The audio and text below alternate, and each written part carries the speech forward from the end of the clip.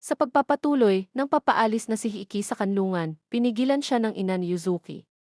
Ipinaalam niya sa kanya na nawawala si Yohi at ang batang lalaki.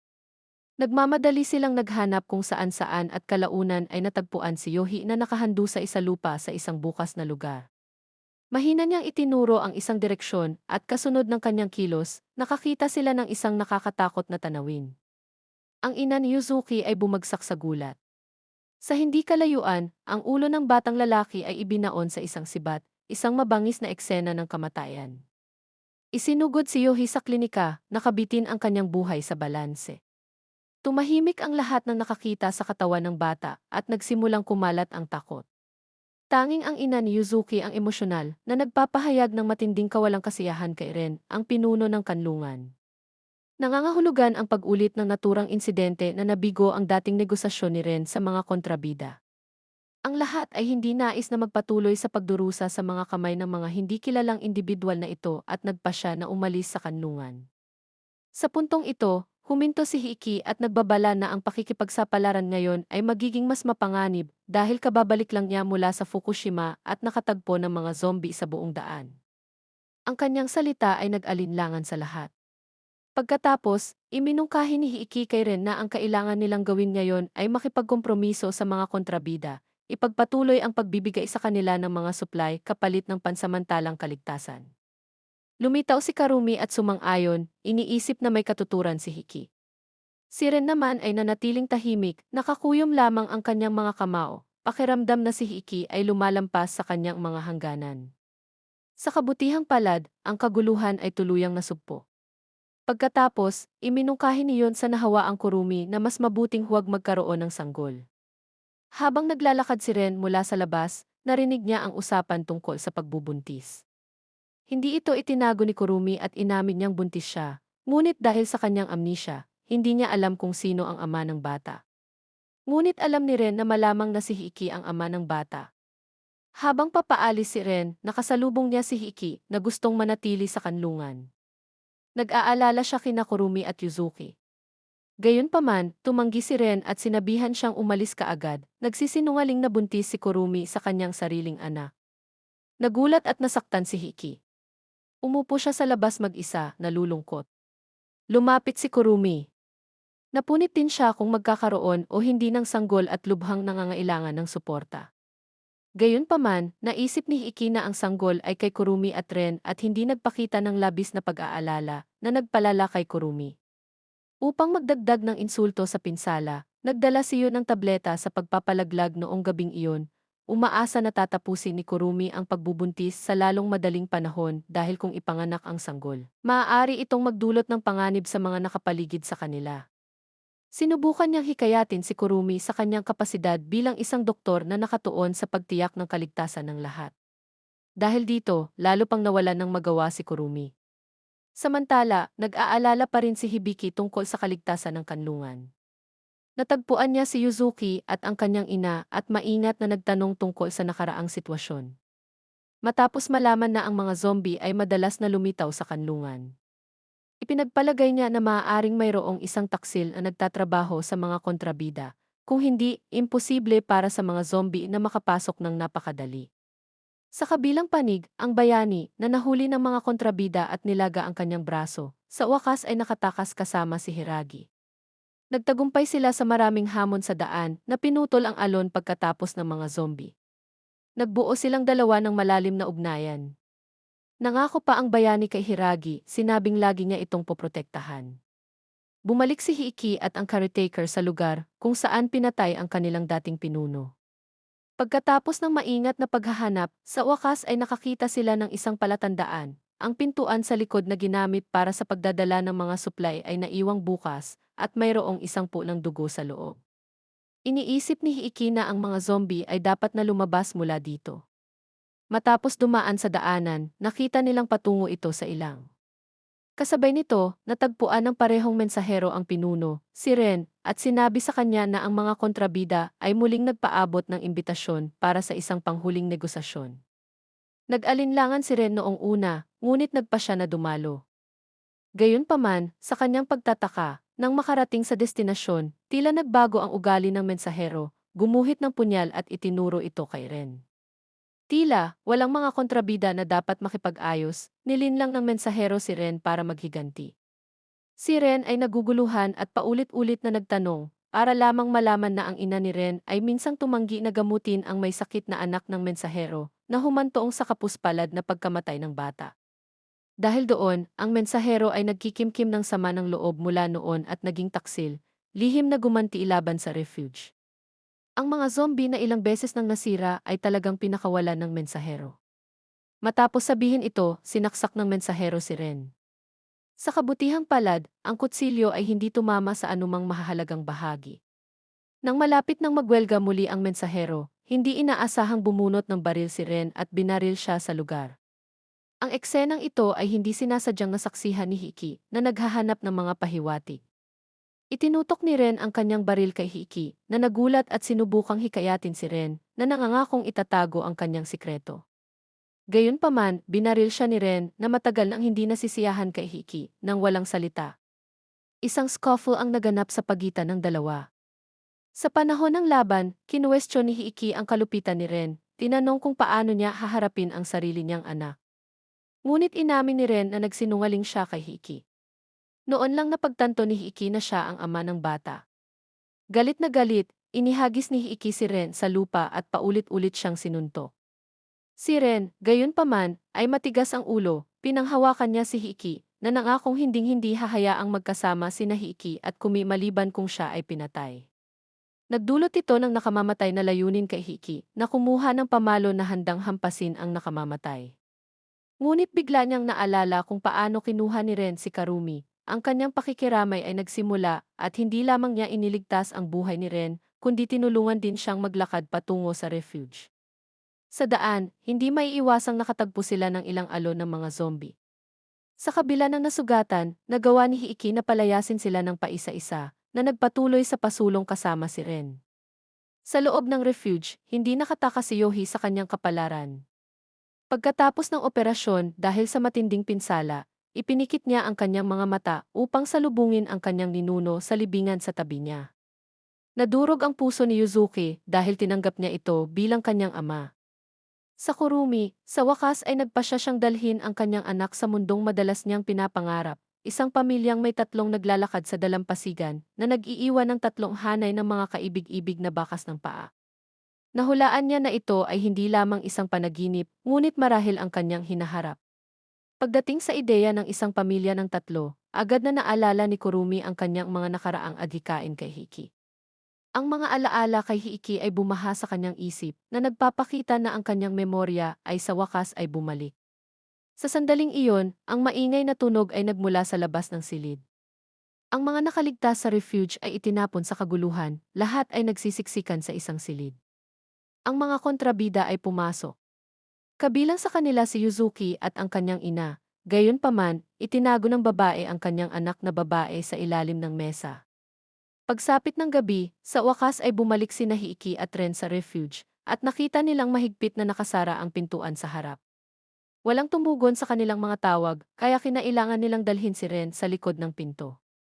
Gayunpaman, nang pumasok sila sa silid, natakot sila sa nakita sa harap nila. Lahat ng sumilong sa silid ay pinatay, ang mga bangkay ay basta-basta na nakakalat sa sahig. Tanging si Kurumi at yun lamang ang wala, na halos nakatakas sa massacre. Ang ina ni Yuzuki ay hindi pinalad, walang tigil na umiiyak si Yuzuki sa pagkamatay ng kanyang ina. Walang magawa si Hiki habang sinubukan ni Karumi na iligtas ang ina ni Yuzuki. Tumingin si Ren na may mukha ng kawalan ng pag-asa. Pagkaraan ng mahabang panahon, nagawa nilang mabawi ang kalmado. Sa oras na ito, muling dumating sa radyo ang boses ng mga kontrabida. Nakiusap si Ren sa kanila na huminto, nangako na tutugunan ang anumang mga kahilingan. Nakapagtataka, sa pagkakataong ito ay ayaw nila ng mga suplay, gusto nila ang doktor mula sa refuge. Nag-isip si Hiki sa labas, naghahanda na hanapin ang mga kontrabida at tapusin ito. Sa sandaling ito, muling nagpakita si Kurumi. Gayunpaman, hindi nagtanong si Hiki tungkol sa ama ng sanggol, alam na ang kanyang paglalakbay ay maaaring mapanganib. Kakaiba, si Kurumi, na nakabawi sa kanyang memorya, ay hindi nagpahayag ng anuman kay Hiki. Marahan lang siyang tumingin sa kanya, tinutulig sa siya dahil sa kanyang kawalang ingat. Tiniyak niya kay Hiiki na ang mga kontrabida ay sumang-ayon sa kalakalan at ang refuge ay magiging ligtas tulad ng dati. Hindi na siya naghintay para sa tugon ni Hiiki at patuloy na sinabi na nagpasya siyang magkaroon ng sanggol.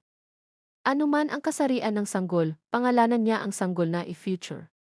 Anuman ang maging mundo, hindi sila dapat sumuko sa hinaharap. Inilagay ni Hiiki ang kanyang jacket kay Kurumi at lumingon para umalis.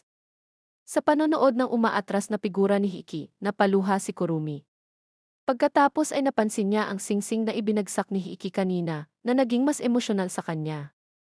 Hindi pala kinilala ni Kurumi si Hiiki dahil pumayag siya sa pangangalakal ng kontrabida. Hiniling niya na isakripisyo ang sarili upang protektahan ang refuge at ang sanggol sa kanyang sinapupunan. Nang mabawi na lang ang kanyang alaala at kailangang magpaalam muli kay Hiiki, pinili ni Kurumi na huwag ibunyag ang kanyang pagkakakilanlan. Kinabukasan, nang magising si Hiiki, nakita niya ang kanyang jacket sa kama at naramdaman niyang may mali. Hinanap niya kung saan-saan ngunit hindi niya mahanap si Kurumi.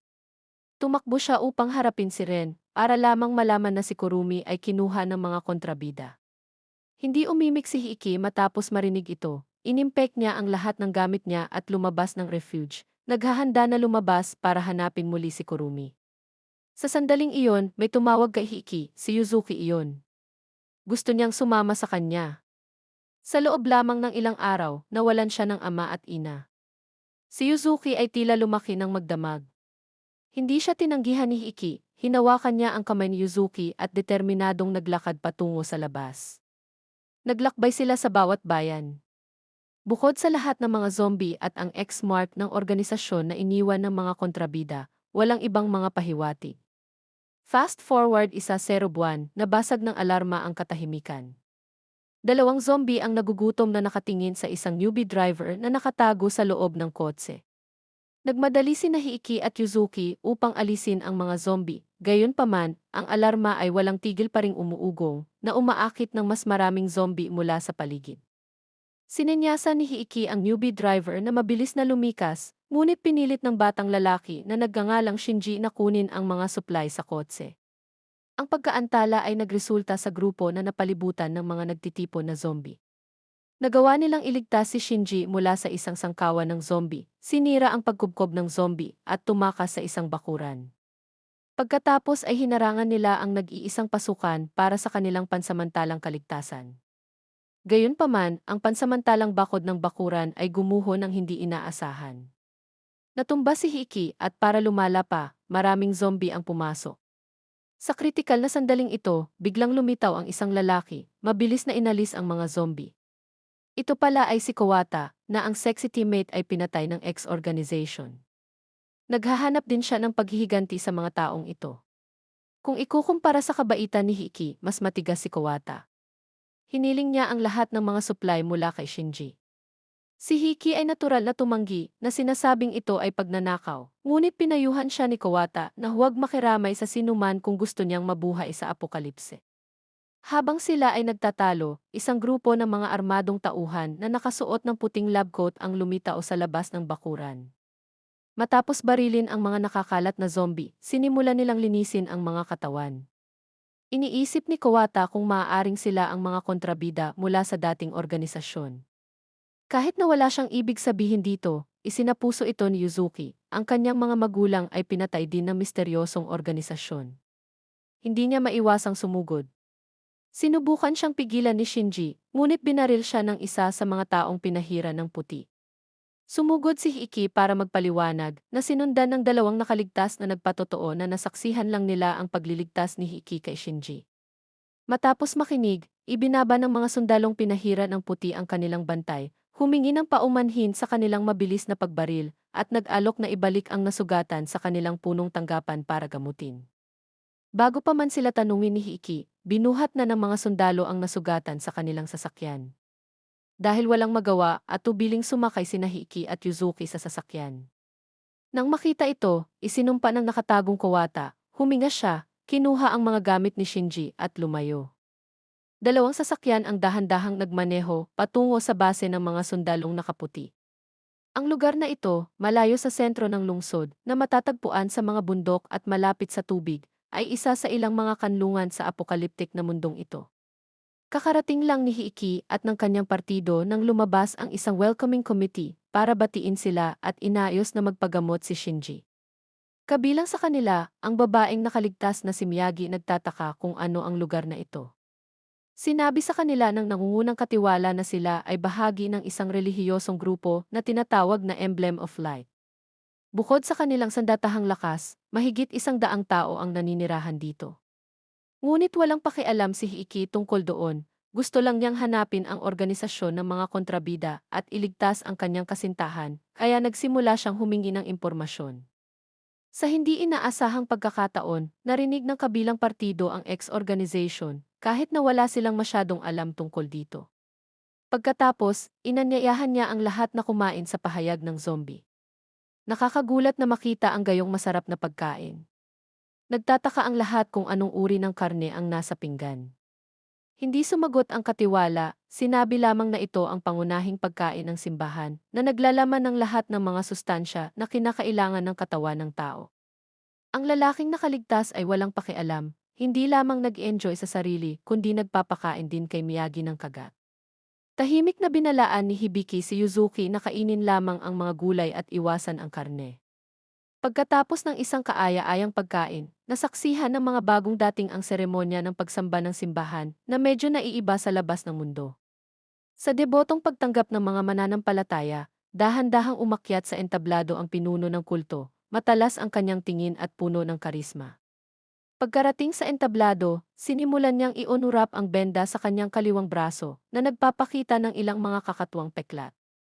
Hindi nagtagal, may naglabas ng zombie na nakagapos ang mga kamay at paa. Sa ilalim ng tingin ng lahat, pinahaba ng pinuno ng kulto ang kanyang peklat na braso patungo sa zombie na kumagat ng husto. Ang lahat ng mga mananampalataya ay nagpahayag ng mga pagpapahayag ng parehong kakilakilabot at pagsamba. Natigilan din si Hiki. Saglit na umbok ang mga ugat sa liig ng pinuno, pagkatapos ay humupa ng mabilis. Nang makitang hindi naging zombie ang pinuno, lahat ng mananampalataya ay napahanga sa himala. Ang mga bagong dating ay lubos na namangha, ang mga peklat sa kamay ng pinuno ay halatang mula sa maraming kagat ng zombie, ngunit bakit hindi siya nagmuted? Habang tinatalakay nila ito, isang mananampalataya ang dumating na may dalang mensahe. Gusto ng pinuno na makita si Hiki at Yuzuki. Sa puntong ito, binalutan niya ang kanyang sugat na tila hindi nabigla sa buong pagsubok. Ang ikinalito ni Hiki ay tila nabasa ng pinuno ang isipan ng mga tao. Alam niyang pumunta si Hiki dito para hanapin ang girlfriend niya. Nakaramdam ng hindi komportable na malantad ang kanyang sikreto. Kinuha ni Hiki si Yuzuki at umalis sa silid. Sinabi sa kanya ng kanyang intuwisyon na ang pinuno ay malamang na nagpapanggap ng kanyang banal na kapangyarihan at marahil ay mailihim na motibo. Sinasamantala ang gabi, palihim na pumunta si Hiki sa simbahan, pakiramdam na dapat mayroong mga lihim na nakabaon dito. Matapos maghanap ng ilang sandali, wala siyang nakitang kakaiba. Sa sandaling iyon, pumasok ang ilang nagpapatrolyang mananampalataya. Tahimik na nagtago si Hiki at sinundan sila sa isang lihim na koridor. Sa hindi inaasahang pagkakataon, sa dulo, mayroong isang napakalaking planta ng pagproseso. Si Hiki ay sumilip para mas makita, ang kanyang mukha ay namumutla. Nakita niya ang mga zombie na mahusay na tinadtad ng mga manggagawa, walang duda na nanggaling dito ang karne na kanilang kinakain sa araw. Kasabay nito, nag-uusap si Yuzuki at ang iba pa sa kanilang silid. Ang lalaking nakaligtas, na kumain ng pinakamaraming karne sa araw, ay biglang nagsimulang manginig bago bumagsak ng hindi gumagalaw sa sahig. Ang grupo ay sumugod sa kanya, at nalaman lamang na siya ay naging isang maputlang mata na zombie. Umiwas sila sa takot. Si Miyagi, na tila mahina, ay talagang hindi kapanipaniwalang mabangis, hinarap niya ang zombie ng ilang suntok. Gayunpaman, nang sumugod si Hiki, bumalik siya sa kanyang inosenteng babaeng kilos. Hindi nagtagal, dumating din sa silid ang isang grupo ng mga mananampalataya, tila hindi sila nagulat sa pagbabago ng lalaking nakaligtas. Naramdaman ni Hiki na may mali at inakusahan silang sanhi nito at pinapakain sila ng karne ng zombie. Hindi na ito itinanggi ng iba, inamin na ito ay isang tuntunin na itinakda ng kanilang pinuno ng kulto. Sa galit, pinangunahan ni Hiki ang lahat sa planta ng pagproseso. Habang sinisiyasat ito ng pinuno, hindi niya maiwasang harapin ang pinuno, nagtatanong kung bakit nila gagawin ang ganoong bagay. Ang pinuno ay tila hindi nabigla, na nangangatwiran na kapag ang espiritual na kabuhayan lamang ay hindi sapat, ang mga tao ay kailangang gumamit ng sapat na mga elemento ng nutrisyon upang mabuhay. Hindi iyon matanggap ni Hiki, lalo na't dala ng karne ng zombie ang virus. Ipinaliwanag ng pinuno na ito ay isang proseso ng pagpili, hindi lahat ng kumain ng karne ay magiging zombie. Si Miyagi, na kumuha din ng karne, ay isang halimbawa. Upang mabuhay sa mundong ito, ang isa ay dapat magkaroon ng ilang kaligtasan sa zombie virus. Ang lahat ng mga mananampalataya sa simbahan ay ang mga nakapasa sa pagpipiliang ito. Pagkatapos ay sinabi niya na si Yuzuki, bilang isang bata, ay maaaring manatili kay Miyagi na nakapasa sa pagsusulit, gayunpaman, si Hiki ay kailangang pumasa din sa pagsusulit o kailangan niyang umalis kaagad. Sinubukan ni Yuzuki na hikayatin si Hiki na huwag maging pabigla-bigla na nagsasabing maaari silang umalis ng magkasama kung kinakailangan. Ngunit patuloy siyang tinutokso ng pinuno na sinasabing matutulungan niya si Hiki na mahanap ang kanyang kasintahan.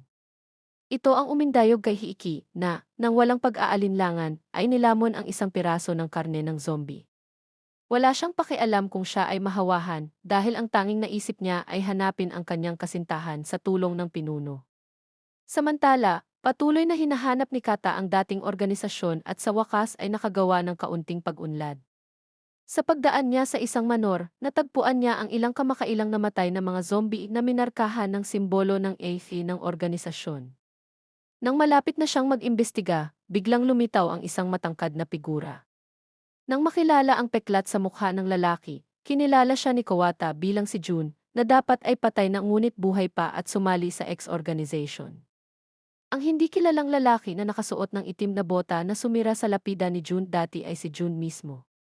Sa wakas, nakaharap sa kaaway na pumatay sa kanyang seksing kasamahan, hinugot ni Kat ang kanyang espada at nagsimulang lumaban. Ang dalawa ay pantay-pantay, ngunit pagkaraan ng ilang sandali, unti-unting nanghina si Jun at sinamantala ang paglipas upang tumakas. Hinabol ni Kada, sinundan ang kanyang amoy sa isang silid na puno ng mga zombie. Kahit papaano, umikot si Jun pabalik sa labas at nilock ang pinto mula roon. Sa silid, naiwan si Kada na mag-isa kasama ang isang kawan ng mga gutom na zombie. Ang silid ay umalingaw-ngao sa mga sigaw ng takot at tunog ng pag-aaway ng metal, habang si Jun ay naamoy ang isang wildflower sa labas na hindi nababagabag ng kaguluhan sa loob. Nang tumahimik ang silid, naglakad siya papunta sa pintuan. Sa bintana, nakita niya ang isang sahig na natatakpan ng mga zombie at isang halos walang malay na Kada. Binuksan ni Jun ang pinto at dinala ang walang malay na kuat sa labas, pagkatapos ay dinala siya sa isang abandonadong pabrika. Pagkaraan ng ilang sandali, nagising si Kuat, nagulat nang makitang ito ang pugad ng dating organisasyon na napapaligiran ng maraming miyembro. Sa sandaling ito, lumitaw ang isang babaeng nakasuot ng masikip na damit na nakabaluktot sa kanyang masikip na figura. Pagtingala, nakita ni Kada na si Karumi, ang matagal nang hinahanap na kasintahan ni Hiki. Sa Hikis, kinuha niya ang karne ng zombie, at lumipas ang kalahating araw nang walang anumang abnormalidad sa kanyang katawan na nagpapakita na nakapasa siya sa pagsusulit. Ngunit si Hiki ay hindi nakadama ng anumang ginhawa, nag-aalala lang siya kung kailan tutulungan siya ng pinuno na mahanap ang kanyang kasintahan. Ang pinuno ay hindi nagmamadali, sinabi na kailangan nilang magplano para sa mahabang panahon. Nang malapit ng sumiklab si Hiki, isang mananampalataya ang sumugod upang iulat na ang takas na sumira sa planta ng pagproseso ilang araw na ang nakararaan ay nahuli. Na-curious si Hiki at sinundan niya ang mga tao para tingnan ang kaguluhan, ngunit nang makita niya ang mukha ng pugante, tuluyan na siyang nabalisa. Ang kaibigan niyang si Hero na ilang buwan nang nawawala.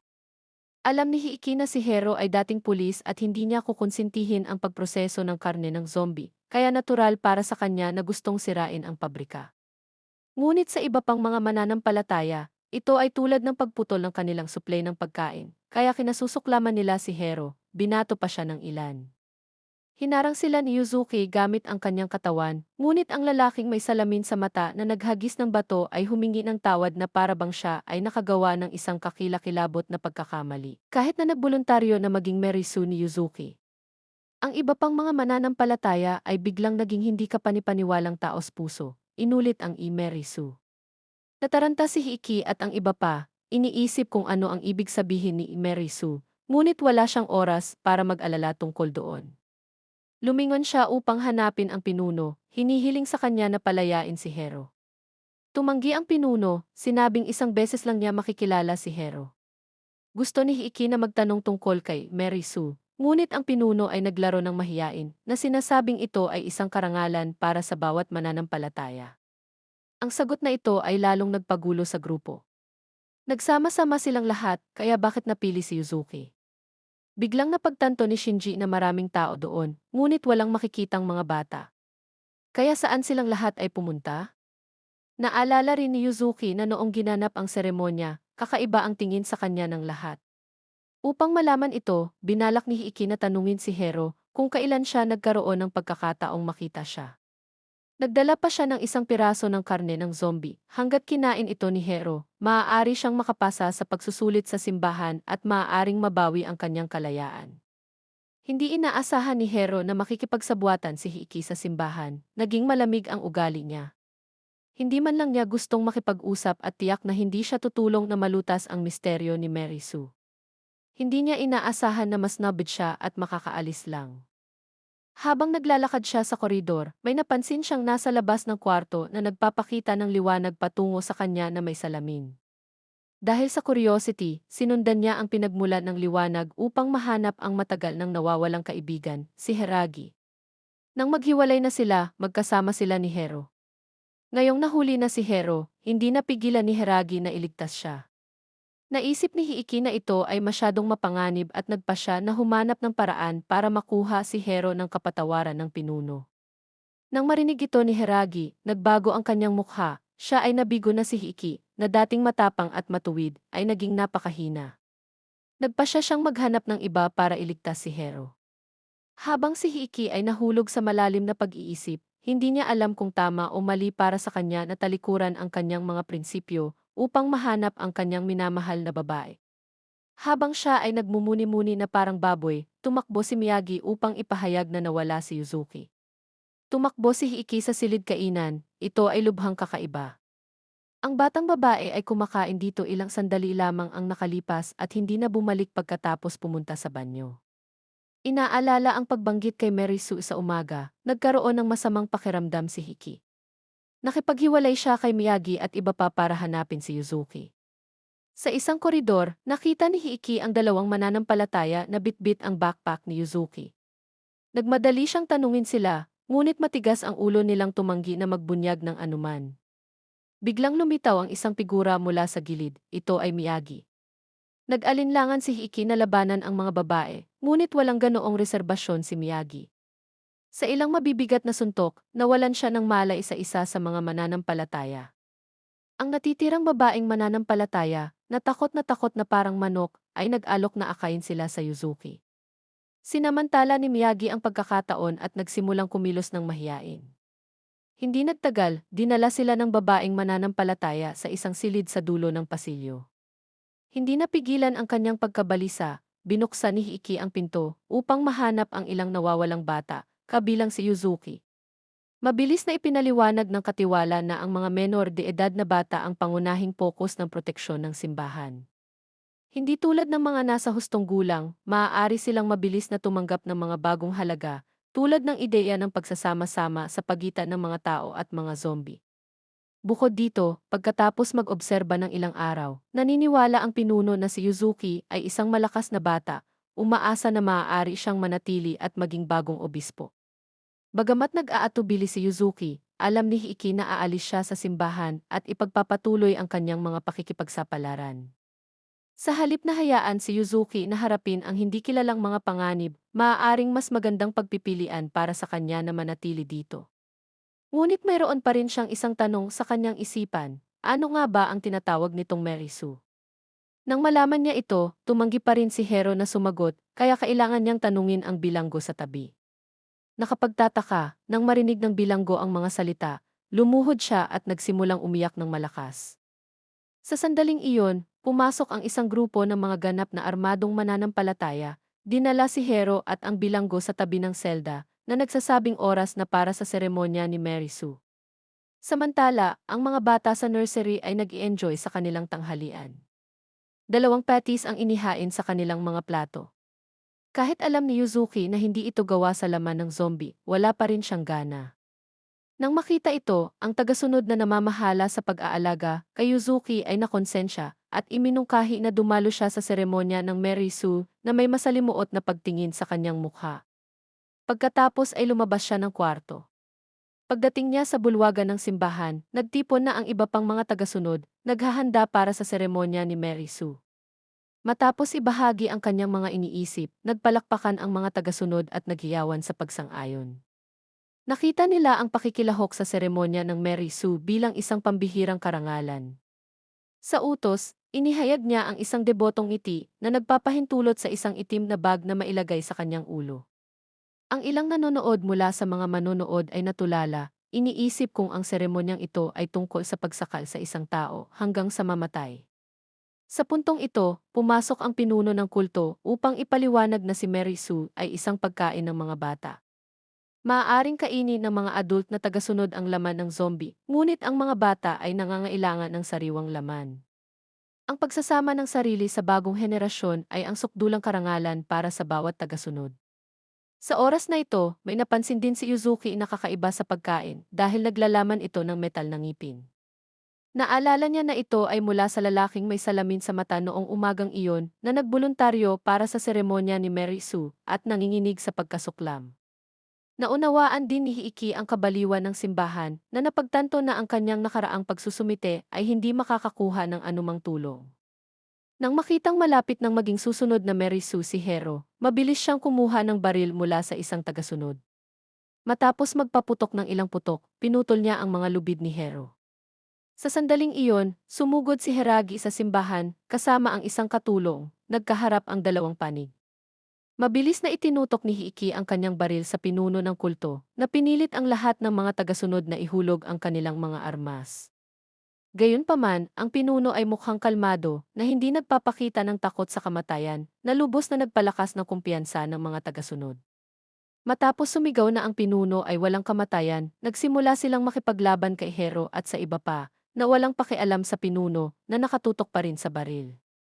Hiki ay napunit, pagkatapos ng lahat, ang pinuno ay isang nilalang na nakagat ng isang zombie, ngunit hindi nagpakita ng mga palatandaan ng impeksyon. Nakakahiya kung namatay siya ng ganoon, ngunit pagkatapos ay tinamaan siya mula sa likuran at nawalan ng malay. At bago natin ipagpatuloy, please like and subscribe. Paabutin natin ng 100 likes para sa full season recap ng series na ito.